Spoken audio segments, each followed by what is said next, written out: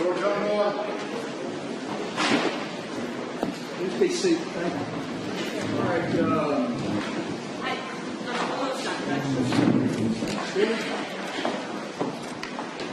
Just a couple more things. Thank you. When you interviewed Ryan, do you remember asking about Tara's car? I can't recall if I did ask him about it. I may have asked him about it, but I don't recall off the top of my head. Do you remember asking him if others were involved? Yes, I do remember that. Okay. And do you remember talking to him about the DNA match once those results? You remember talking to him about the DNA? DNA results, yes. DNA results? The glove. Right. I don't know about the specifics about. I remember when we did the search warrant. I'm getting, your DNA.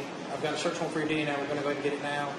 I think I may have asked him about it, and I think he said, yeah, it's probably going to be mine, or something to the effect that it's probably going to be his DNA on the glove. Right. No, I'm talking about after the test came back and you told him the results and he said, good. Do you remember that? I didn't talk to him about the results of the DNA test. So you never told him the results of the DNA test? I never had an occasion to talk to him about the case. You said that you had taken your iPad out and offered... No, I didn't take that. You did not? I didn't have it with me. I'm sorry, you offered to let him watch movies on your iPad. Right. I said if it's possible, we could meet again another day. If it's okay, if it's allowed, then we, I was being humanitarian. Whether you sit down and watch a movie. And I think he said something about he liked movies and books, and he didn't have access to those things at that time. Once again, I was being concerned, just general welfare. Did you intend on sitting down and watching a movie with him? Maybe. That's something you would have done. If it would have been allowed. Okay. Yeah. Have you ever watched a movie with someone you arrested for murder before? No. Have you ever made that offer? I'm certain that I've said we could sit down and have conversations. The movie part never came up. Okay. So was Ryan different than your typical murder suspect, I assume? You don't normally offer that? Honestly, I think the case in general was just different from... I'm being honest about it. The case in general is different. Probably feeling a lot more...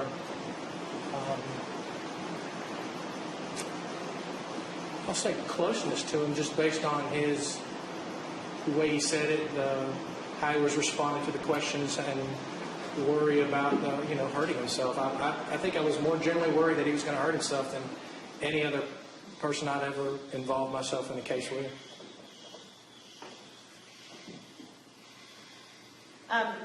Now that you know about those, and I know you don't know his specific charges, but now that you know that he's got some new charges, are you going to follow up on that? If I'm directed to.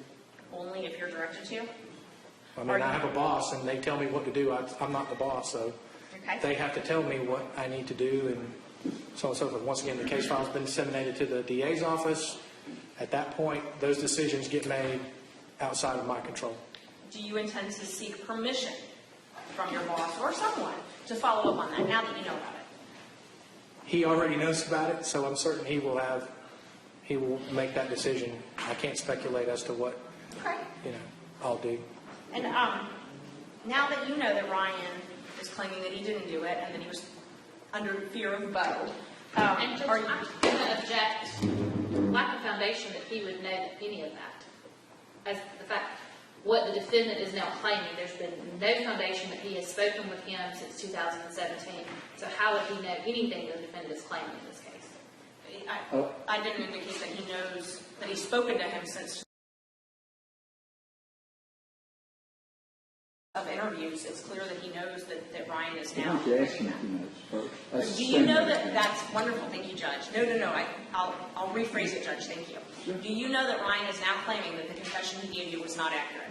Based on your questioning about false confessions, I can speculate that that's what is being alleged, but I can't say. Once again, I haven't re-interviewed Ryan. I don't know.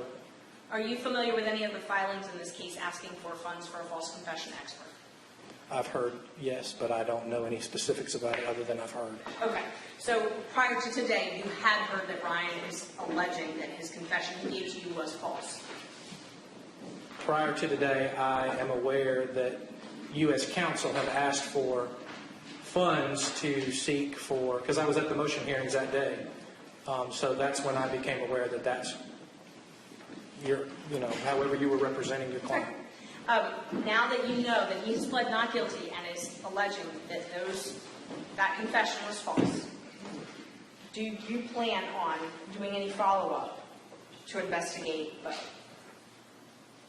Specify what you want me to follow up to investigate by. You now know, since you finished your case file on this case, you now know a couple things. You know that Ryan claims that he falsely confessed.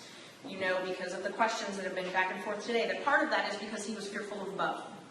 So you know those things. You know that Bo also has levied several new charges.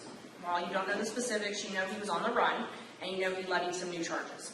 So based on those 3 new facts, do you plan on doing any follow-up investigation based on those allegations? If I'm directed to, yes. Okay. Only if you're directed to? Yes. Once again, I have a boss, and I can't just go and run willy-nilly and do whatever I want to do. I understand. I think that's it. You say that's it, or? I think so. That's all right.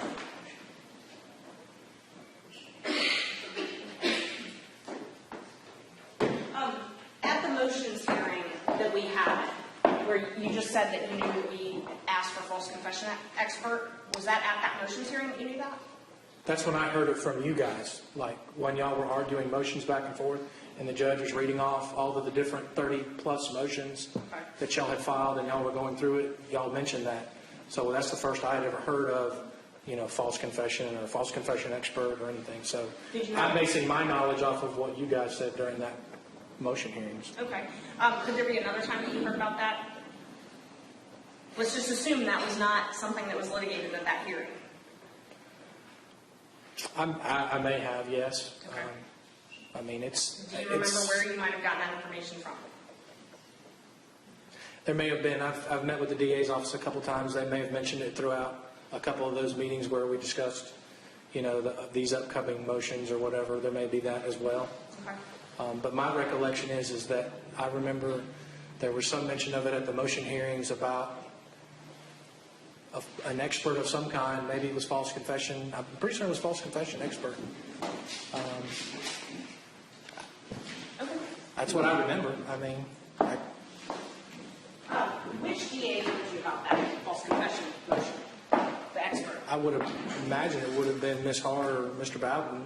They're the only DAs, or Mr. Rigby. That I don't know if it was, and I can't say 100% that that's where I've heard it from or that they said it. I'm just speculating that I may have heard it from them. I can't say for sure, but I'm pretty certain I remember it from the motions. But Right. Okay. So you believe you learned it that day at the motions hearing? I believe so. Yeah. Okay. Do you remember who you first heard it from that day at the motions hearing? I think I had. I think it was said in open court, if I recall. Did you have any meetings prior to that motions hearing where you talked about the motions that were going to be litigated? Yes. With the DA's office? Yes. Okay. Was that one of the motions that you discussed prior to court? I never discussed that motion with anybody. Okay. Mine was just the Jackson Deno. Okay. You said you were apprised of that motion at a meeting with the DA's office. I said it may have been discussed, but I can't say for sure whether or not it was. Okay. You see what I'm saying? I can't say 100% that's exactly where I heard it from. I'm just thinking back. I'm thinking that I may have heard it mentioned during a meeting while we were discussing like a Jackson Deno or something thereafter that, there were other motions or, I do remember something about false confessions. Okay. I know that I heard that before today. I'm thinking I heard it at the motion hearings that we had the day we were supposed to do the Jackson Deno, and there was like 30-something other motions. Okay. That's when I'm thinking I heard it. Okay. But you can't remember this. Yeah, it wasn't something that I would have focused on and said, I need to remember that day or time that, they're talking about that.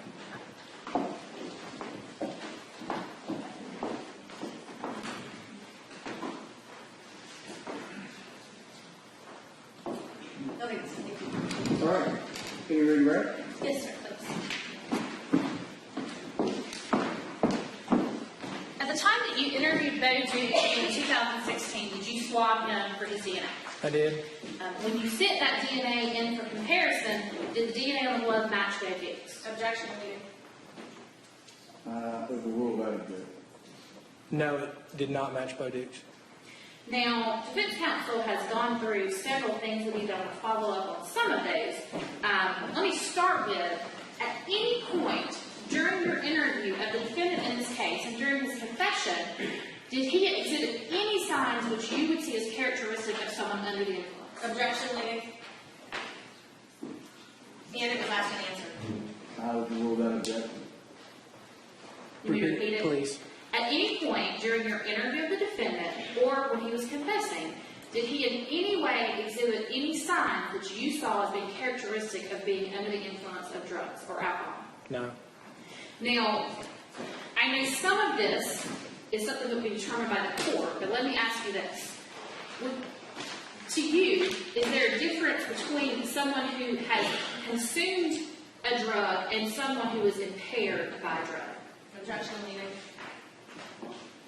For objection to you, I overrule that objection. Repeat it again, I'm sorry. Is there a difference to you between someone having consumed a drug and someone being impaired by a drug? Yes, there's a difference.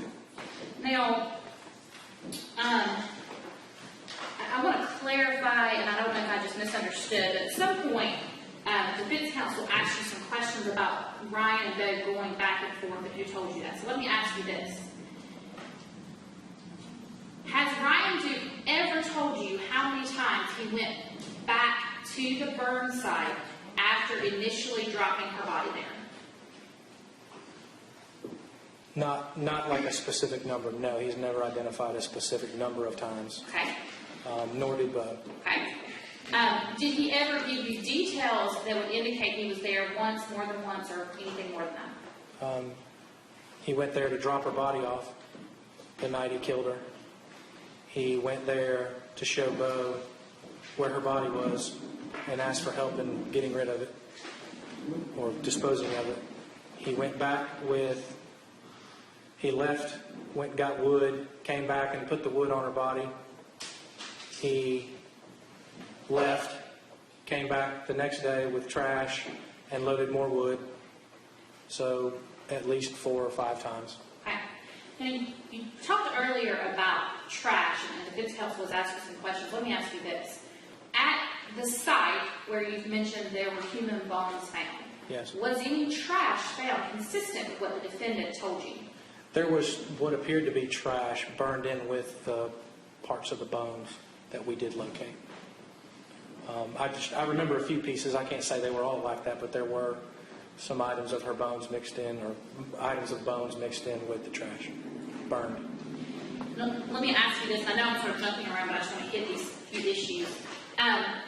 Agent Shoudel, in your experience, is it possible to hit someone and also strangle them within a given attack? Yes? Defense counsel asked you a lot of questions about your experience and your training in investigations and interviews. Let me ask you this. You mentioned earlier what you described as minimization, I believe that's the word you used. Yes. Can you tell us what you mean by minimization as it relates to confessions? In my experience, that use of minimization means that a lot of times, I won't say a lot of times, but people that are being interviewed will minimize. In other words, they'll lessen the amount of severity of the crime. So, you know, I killed her, but I didn't rape her and kill her. So they're minimizing an involvement level of their crime. They're not denying that there was a crime committed, but they'll minimize or lessen what they did in that crime. And I think on cross-examination, I heard you mention something about the defendant, that being Ryan Duke, talking to you about disposing of the victim's purse and key. Did you talk about that? She did, yes. Victim disposing of what? The defendant disposing of the victim's purse and key. Keys. Keys. Yes. Did Ryan Duke tell you if he did that or not? Yes, he did. And did he tell you when it was that he disposed of her purse and her keys? After he said he did it after he must have done it after he dumped the body. Okay. And did he tell you where he disposed of the purse and the keys? Yes. Where did he say that was? it was in a dumpster behind the cleaners in Fitzgerald, next to like the Pizza Hut and the White Horse bar that's there. There's a cleaners on the corner of a little, like a little strip mall. And originally I thought that maybe I heard that one of his family members owned it, but during the interview he clarified and said that they just worked there. Okay. And it was, I think, his aunt. So I want to make sure, did this defendant have a connection to that cleaners? Yes. And let me go back to, well, before I talk about the interview a little bit more, let me ask you this. At any point during your interview with this defendant, did you have probable cause to swab him or take a urine or anything else because you believe he was under the influence of alcohol? No. Absent consent, do you need a warrant in order to be able to swab somebody? Yes. Did you have a warrant for his DNA when you went in to do that interview? This has all been asked and answered. I'm remembering the question about the warrant. I don't think it has any. I overrule you with that. Go ahead. Did you have a warrant for the DNA when you went in to interview him? Yes. At any point during the course of your interview, did you develop probable cause the defendant was under the influence? No. What about Bo Dukes? At any point during your investigation of this case, did you ever develop probable cause that Bo Dukes was responsible for the murder of Terry Grinstead? No. Objection notice is needed. I'm sorry, I couldn't hear the objection. Needed. Leave. I overrule the objection.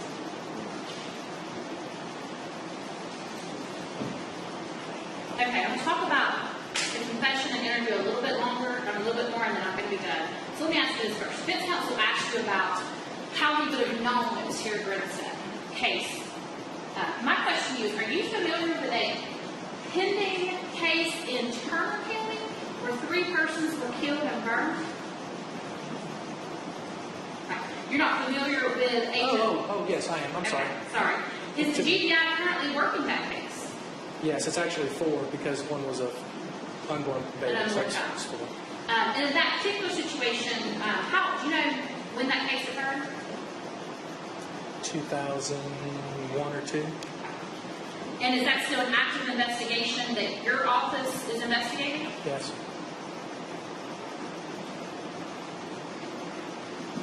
Now, when you met with Ryan during the confession, at any point did he indicate to you why he told you the truth about what happened? Yes, he did, actually. What did he tell you about why he came in and told you the truth? One of the things he mentioned and I just remember this very specifically. He said that Madison Holland, Agent Holland and I had gone out the day before and talked to him and were respectful towards him, and that wasn't something that he was used to. I'm paraphrasing a little, and that he knew that he wanted to come in and to confess because of that. Like, that was one of the things that just kind of stuck out to me was the treatment that he got from Agent Holland and I the day before, and just talking to him and asking him to come down and not, be threatening or, I would say authoritative with him, and just kind of leave it open for him to do these actions, to come down and talk and everything. But he was specific about that. I do remember that. Show your case of counsel to Martin State Exhibit G. Again, this was previously provided in discovery judge.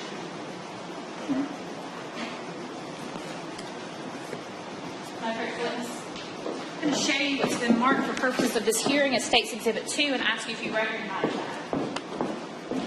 I do recognize it. State's Exhibit number 2 is a copy of Ryan's written confession that he wrote during the interview that we had with him that Wednesday. Okay. A true and accurate copy of the written confession of Ryan Duke. Yes. All right, this time I have tendered evidence State's Exhibit 2. Any objection? Submitted without objection. Can you please read for the court State's Exhibit 2?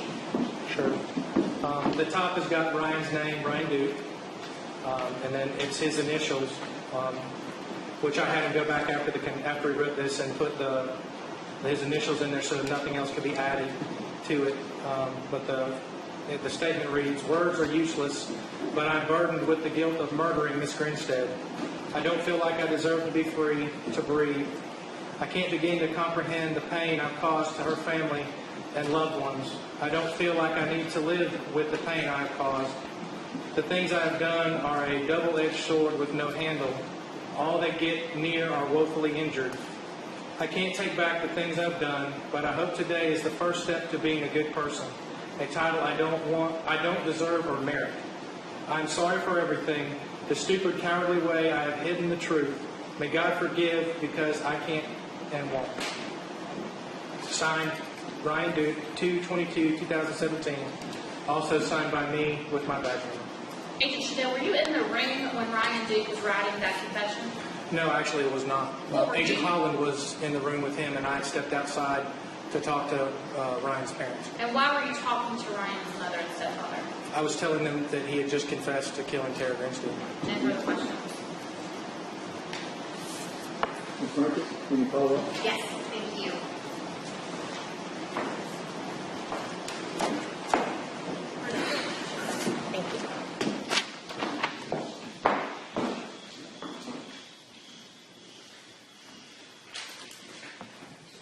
Ms. Marcus asked you about the purse, and you said that he told you that he had disposed of the purse. Do you remember that? Yes. Okay. And keys. I'm sorry? And keys. And keys. But what was specifically said, you said, what he specifically said was, "I might have just grabbed it when I run out. Honestly, I honestly don't remember. If I threw it away, I mean, obviously I realized that I had it at some point, but I honestly don't remember." Do you remember that's actually what he said about the purse and the keys? No, because as we were driving to Fitzgerald, as we were getting closer to the cleaners, and this is all recorded, as we were driving towards the cleaners, he actually points out the cleaners. And I said, "Is that the one that we were talking about during the interview?" And he indicated it was. So that was much later in the interview. That was as we were driving to Fitzgerald when he was taking us to where he had dumped Tara's body. Okay. When you first asked him early in the day, though, I mean, this interview went on for a number of hours, correct? Yeah, I can give you the specifics. Yeah, it was several. It started at It started at 12:52, I remember specifically. Started at 12:52 p.m. and ended at, and this includes driving to Fitzgerald, coming back. I have it documented ending at 4:32 p.m. right. So early in the interview, when you asked him about the purse, he said he might have grabbed it. He didn't remember. If I threw it away, maybe I did. I honestly don't remember. That was the first time when you asked him about the purse. That's his first answer. Yeah, that sounds about right. Okay. And that answer obviously wasn't good enough because you continued to ask him about that answer. You continued to ask him about the purse. And then later, after you asked him repeatedly, he told you that he had, in fact, thrown the purse and keys away, correct? I can't speculate and say how many times I may have asked him. I'm certain I probably asked him more than once Okay. to verify or clarify. And once again, he independently pointed out where that cleaners was. I was familiar with it prior to the interview, based on my interview with Bo. But that happened a lot during the interview. He would give you an answer at the beginning that says, "I don't remember, I don't know," or possibly, and then you would follow up and continue to ask him and ask him and ask him until he gave you the answer that you wanted, correct? It's not the answer I wanted, it's the answer he gave. I didn't force him to give me any answer. But you didn't like the answer first, or else you wouldn't have asked it again. I asked him again for clarification, yes, throughout the interview, numerous times on Because I many don't remember subjects. wasn't good enough. I wanted more information, of course. Okay. I mean, he was able to give specific, and I say that, he was able to give specific information at this part and this part and this part, and then on the specificity of how exactly he killed her, he was a little vague on the, well, I can't remember if I took the purse or keys. I can't remember if I used the gloves or not. I mean, he said that numerous times throughout the interview, that I need to get clarification on. That's part of doing the interview. It's to try to get specificity, try to get those narratives down. Right. He's telling me what he's doing, and I'm documenting them. Because coming into court and saying that the suspect said he didn't remember what he did with the purse, that's not going to help you convict him, correct?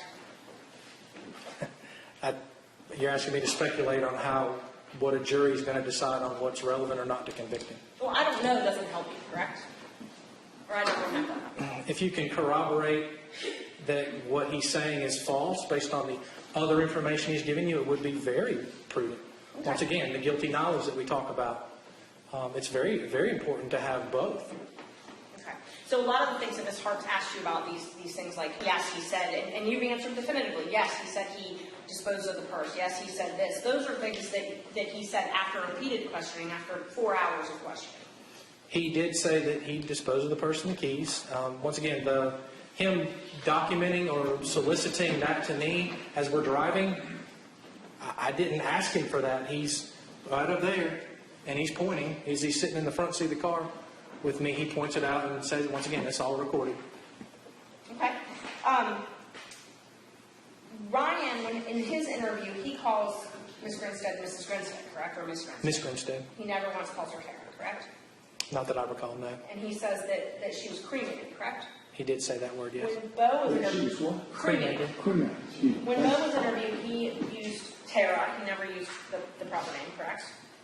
He used both, but yeah, I think he used Tara maybe more. Tara. As we're interviewing, tell me about Tara, tell me about this, or Okay. that specific. I think he used both. And he talked about burning her, correct? He never used the term cremated. He said burn, yes. Okay. He never used the word cremate. Okay. When you walk, the state asked you about minimization in the Yes. interview. Yes. And you said that it applies to confessions that you believe that suspects try to minimize their involvement. It applies to I didn't say confessions, but it applies to a myriad of cases, but Okay. typically more of a confessional, I would, in my opinion, would say that if you're asking for an opinion. Could it also apply to Bo? That he's minimizing? Yes. Yes. So- Could apply to anybody you talk to. So Bo could have been the one that killed her, and he's trying to lay the blame on someone else. No, Bo couldn't have killed her. Bo could not have killed her. And why is that? Because Ryan didn't do it. Because that's it? That's your reason? Every reason that I've given you throughout the course of this hearing is reasons as to why Ryan did it and Bo did. There's physical evidence that connects him to Tara. There's the guilty knowledge that he had specifically to the phone call. There's The phone call that he said he was checking on her to see if she was still alive the next day. no, that night. The phone call was the next day, though, correct? It's the same day. He killed her on that Sunday. He returns to the house on the same day, that same morning. When do you believe he killed her? He killed her on Sunday, October the 23rd, 2005. Do you believe she was killed in that house on Sunday morning, That's what he said. based on what Ryan said? That's exactly what he said. Okay, but you don't have any evidence that that happened? Other than what he said. Right. I'm talking about evidence. Well, that is evidence. I mean, a confession is evidence in any case I've ever worked. So I understand. I'm it's talking about actual evidence. once again, it's the Actual- totality of evidence supported by facts and statements. Do you have them any together and- evidence other than what Ryan told you that indicates that he killed her in that house on Sunday morning?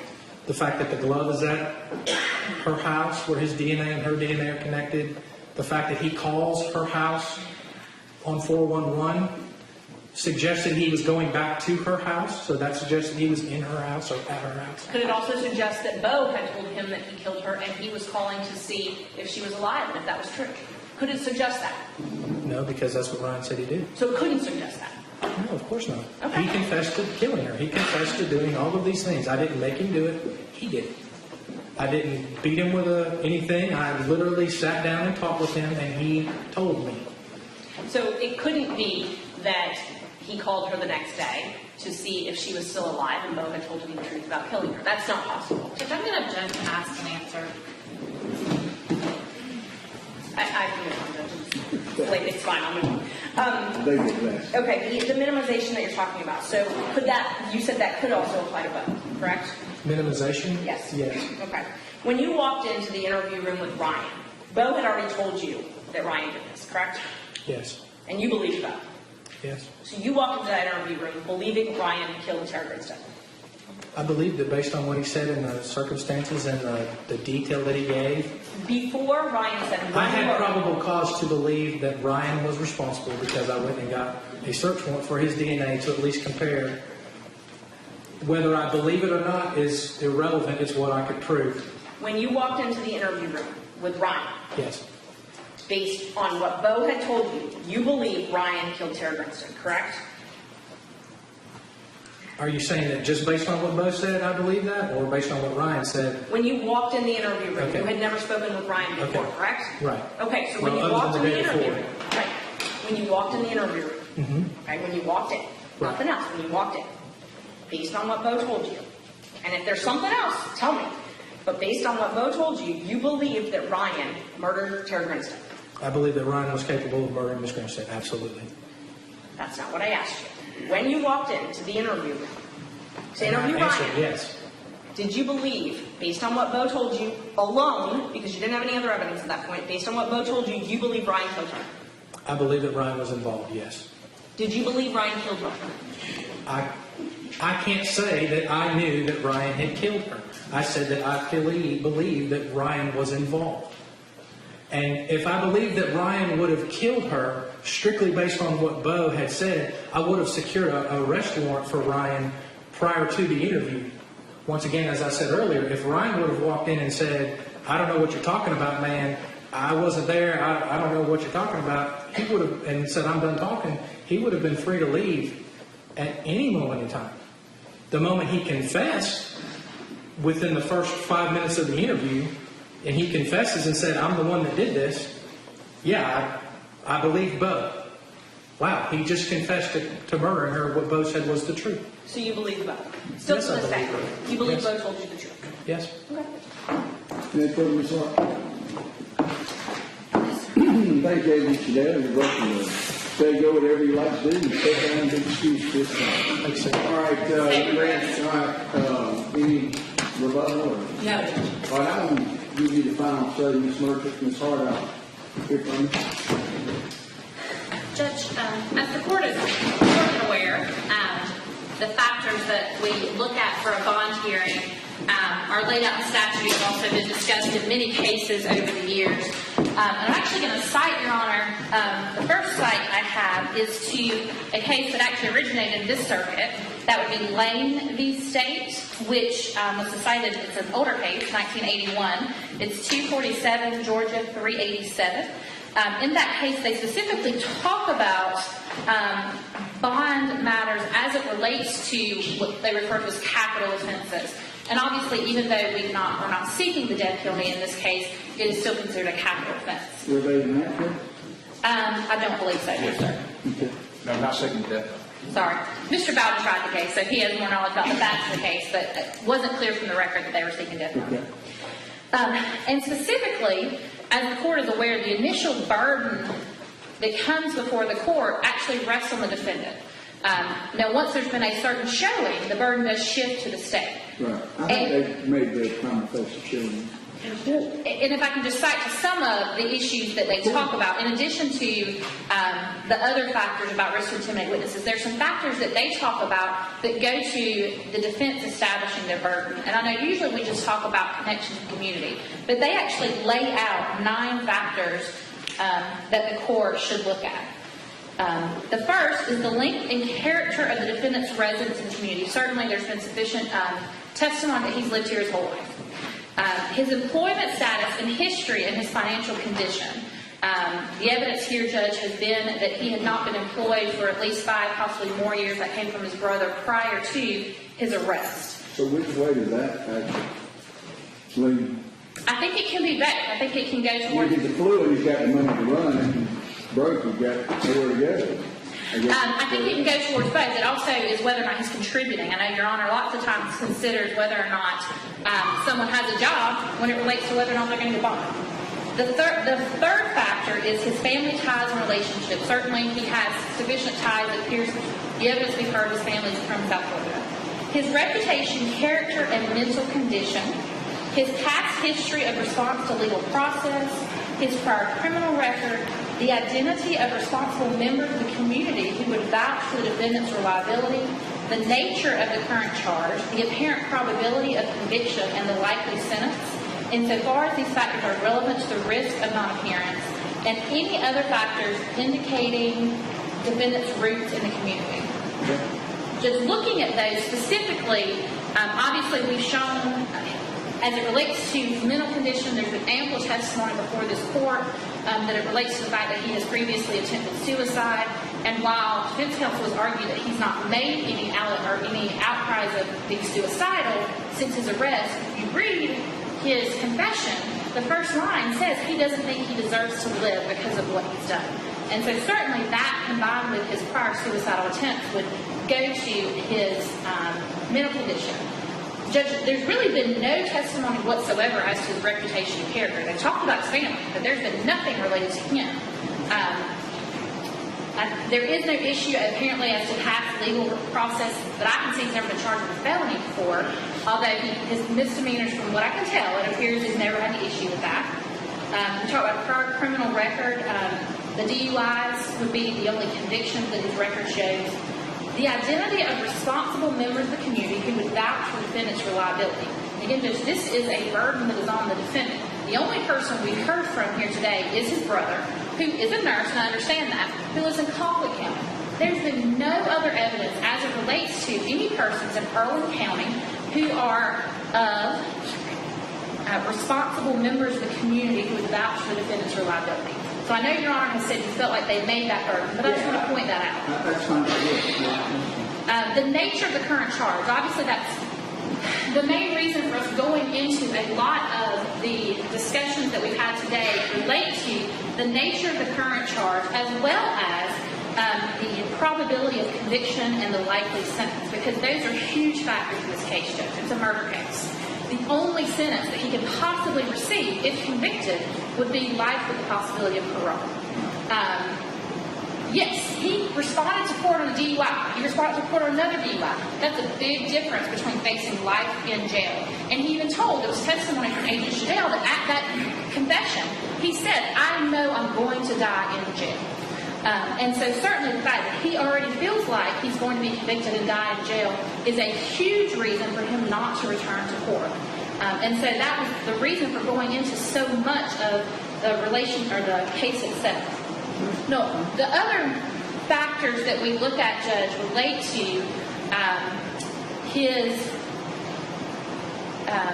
whether he's likely to commit a serious crime, intimidate witnesses, or otherwise interfere with administration of justice, or if he will flee if released. In looking at whether or not he's likely to interfere with the administration of justice, I would point, Your Honor, to the facts that actually occurred in this case. So while the defendant has not been charged in Benhill County for the burning of Tara Grinstead's body, based on the evidence, he certainly could have been. That was a procedural choice that we all made, that he was not going to be charged along with those two because he's facing murder charges here, which would supersede that. Either way, there's been sufficient evidence before the court that relates to not just the fact that he burned her body, but that he took concerted effort to hide his crime. He called to make sure that no one else was there before he returned to her home. He wrapped her body up. He took her to a field in Benhill County and dumped her. He took her purse and her keys and threw them in a trash can. And then, several days later, he brings Bo Dukes back there, and he proceeds to burn her body, and he's not there just one day, but he's there a second day and a third day.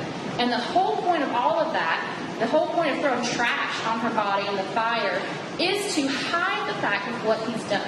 And certainly based on that evidence and based on all the evidence the court has heard, we would ask the court to find that he's at risk to commit a crime, if he were given a bond. And we would also ask the court to find that he's at risk to interfere with the administration of justice. And based on the seriousness of the offense and the likelihood of conviction, and also the fact that he is facing, the only possibility he's facing is a life with the possibility of parole, we would ask the court to deny bond and find that he is not a candidate for bond. All right, thank you, Ms. Arthur. Ms. Richard, have you heard?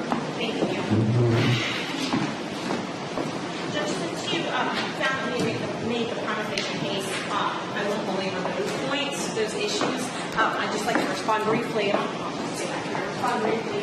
And Judge, I apologize for interrupting. I just realized I've neglected to do something, and I assume Ms. Merchant may want it done before she can argue so she can address it, and I apologize. It's my fault. I do think that the victim's family may have wished to address the issue, and I don't know if they want me to speak for them or if they wish to speak themselves, and I apologize. It's completely my fault that we've not asked the victim's family yet, but I think they're required to. If they want to say anything with respect to mom, they're entitled to do that. And certainly, if Ms. Merchant wants to argue before they speak, that's fine, because this is my fault, but I thought she might want to have a chance to address that.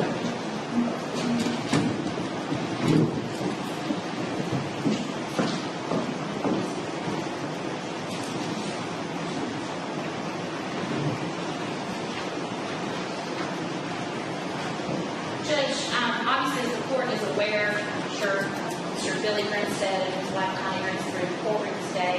My office has also been in touch with Anita Gaddis, who is the sister of Terry Grinstead. All of her members of her family specifically are requesting this court deny bond. And speaking with Ms. Connie earlier this week, some of her concerns came specifically from some of the things that we've discussed in this court today about her past behavior of drug abuse and those sorts of things, and that was her specific concern. Given the way that the testimony is gone, that I've already argued, I think they're indicating that their minds are just speaking in my place as to their desires. Thank you. Thank you. Judge, I'll start there. As far as the concern about drug abuse, put a SRAM device on it. It's simple. You can put a device that as soon as drugs or alcohol hit his system, it works. We use SRAM I'm devices. concerned about AWOL. I understand that. So, I mean, you make whatever arguments you want to, but I just wanted to address their last argument first. Their last argument was drugs or alcohol. As far as the other issues, concealing of the death, I mean, that's an obstruction of justice type deal. right. So that's what, in my mind, are the most serious concerns as far as bonding. Right, I understand, Judge. Judge, Ryan is here presumed innocent. It is our argument, and has been since we've taken over this case, that the state has the wrong person to investigate this. That at most, my client helped someone else who is a very scary individual dispose of his crime, and did so because he was fearful then and has been fearful since of that person. And his life and his history has shown that. It has shown a couple things. It has shown extreme remorse for his role in it. Remorse to the point where he has tried to commit suicide. Remorse to the point where he has essentially confessed to a crime that he did not commit because he believed fully that Mr. Dukes would never give the family the pleasure that they needed, and he feels just as guilty as if he had committed this crime himself for having knowledge and never coming forward. That has eaten him alive. But Judge, the fact of the matter is, he meets all of the bond standards. He does not pose a significant risk of fleeing. He doesn't pose, and even the testimony, if you're concerned about the AWOL, even the testimony on that was that, and it was triple hearsay from the police officer, but the testimony was that he didn't present himself. They didn't have to go find him. He went back and he was discharged from the That's military. not what I'm talking about. I'm talking about leaving them in the first place when you're under orders not to do something. Right, I understand, Judge, but he doesn't have a history of that. There's absolutely no evidence that that's happened in this case. There's no evidence that's ever happened. There was some hearsay that he went AWOL from the military, but I haven't seen a military record. There's none in the discovery, so I don't know where any of that's come from. I've seen none of that. I've seen no evidence that he was in the Briggs or whatever it is that was testified to. There's nothing like that. There's nothing in his history of that. But when you say evidence, are you, in your dialogue with the last witness, you mean paper? No, Judge. I mean actual, and evidence can come from the witness Testimony. I stand. mean, I heard testimony when they were. Reliable testimony. Agent Shoudel does not have any direct knowledge whatsoever that he went AWOL. None. He heard it from someone who he heard it from someone. There's no direct evidence. So it's the weight of that evidence. I mean, hearsay is admissible, yes, but that doesn't mean it's credible. Hearsay is still hearsay, especially when it's triple hearsay. So, whether or not he was in the Briggs, I mean, there's no evidence of that. There's nothing in this case about that. If I had known that was an issue, we would have subpoenaed his military records if we had thought that was going to be an issue. About that, but that's fine. Right. I think there's slight evidence. Let's put it that way. I think there's triple hearsay evidence that he went AWOL from the military. But I think the evidence that is before this court is that he's never fled from a court order. Never. He's appeared when he's been charged. He's never been charged with a felony. He's never been charged with any serious offense other than a driving offense, driving under the influence. And he has fulfilled those duties. Since this case has been pending for 13 years. If he wanted to flee, he would have fled. If he had the means to flee, he would have fled.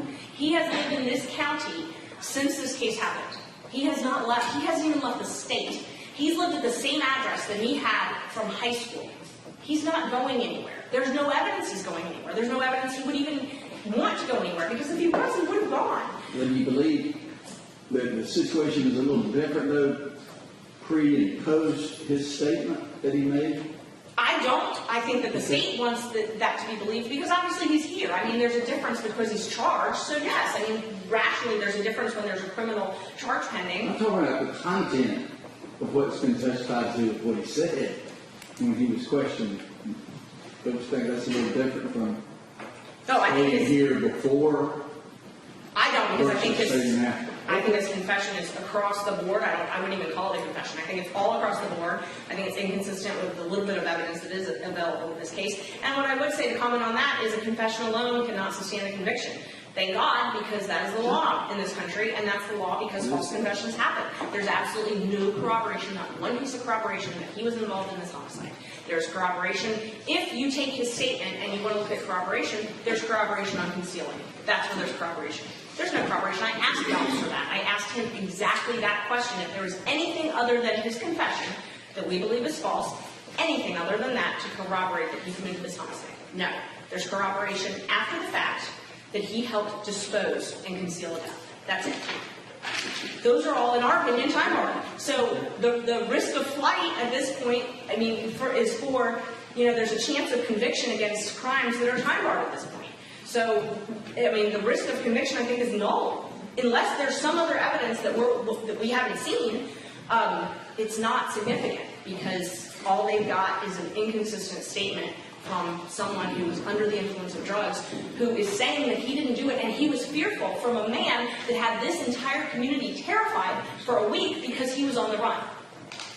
I mean, I had calls left and right that people were sleeping with their shotguns when Bo Dukes, and I'll move on, but I think that it's Bo Dukes scared this community just like they scared him. Judge, I can object. There's no evidence whatsoever that Bo Dukes.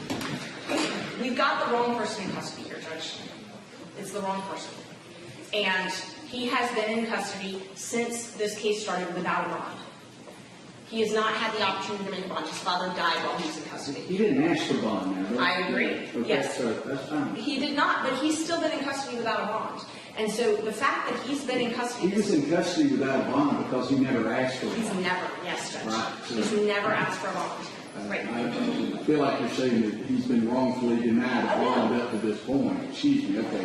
No, and I don't, and I'm sorry, I'll clarify that. No, we have never filed for a bond. I don't believe his public defender even asked for one. He did? Ever. Yeah, I have no reason to believe that one was ever asked for. But one of the things, and the reason I make that argument, is one of the things that to consider is whether or not there's a substantial risk of him being punished pre-trial, punished for a crime that he will not be convicted of. Just like the state has a fear that he will flee because they believe that there's a great chance of conviction, we have a fear that he's going to be unfairly punished pre-trial on this case. And that's what's been happening so far by the denial of bond. And not denial by the fact that bond doesn't exist. Like he never asked for a bond. Yes. So that's why we're asking for a bond at this point. Thank you, Ms. Murphy. Thank you. Mr. Duke, before you go deny your bond, I'm going to find that you present a significant risk of intimidating witnesses or otherwise obstructing the administration of justice, and I'm unable to find that you don't present that risk. So that's the basis for the denial of the bond.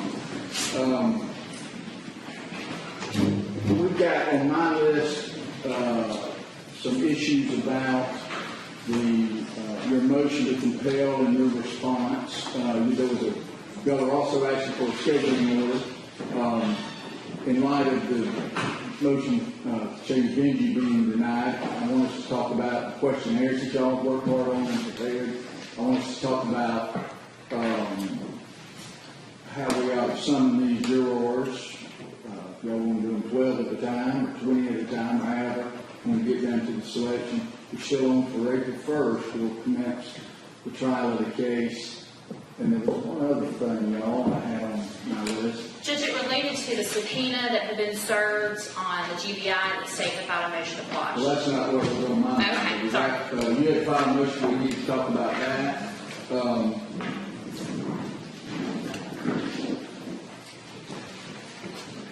was one other thing. We're not going to do it today. We'll come back in a minute.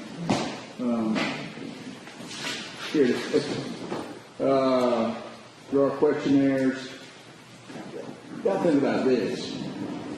Just probably like all the other circuits that I'm aware of, we have a process where I've appointed the clerks for all 4 counties to have the authority to excuse jurors based on what the way the statute provides. We redid all of that stuff after the Ricketts case. y'all think about, and let's talk about it in the morning, whether y'all want to throw that out for this case. And it's typical things like the clerk can excuse somebody if they're a full-time student and they provide proof. The clerk can excuse somebody without an affidavit from a physician that's attending. Let's just talk about that. I have confidence in our clerk to do like they're supposed to, but this is a serious case, no question about it. So I want to talk about it. And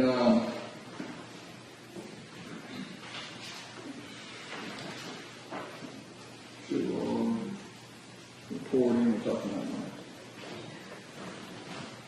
about statement. We need to talk about the order, the consent order y'all were unable to agree on some time ago concerning the Jackson Deno issue. I had suggested a way we might resolve that. Y'all responded and there it's sad, but I want to get an order entered on that issue. And can y'all, is that other than your issue on the motion to quash the subpoena, is anything further from the state that we want to talk about tomorrow? Not that I can think of. Mr. Merchant, can y'all think of anything else? No, Well, if you do, it's not a cross motion. well, that's right. But if you do, we can still do it. As long as everybody. All right. Y'all want to start at 9 or 9:30? It doesn't matter. We typically start at 9:30. Y'all staying not in the syllabus. Either time's fine. Yeah, you start at 7 if you want. Or, Let's start at 9. Then. That's the job. Okay. 9 a.m. in the morning. Anything further? Would Your Honor like us, the state, prepare the bond order? Sure. Thank you, Judge. All right. See y'all in the morning.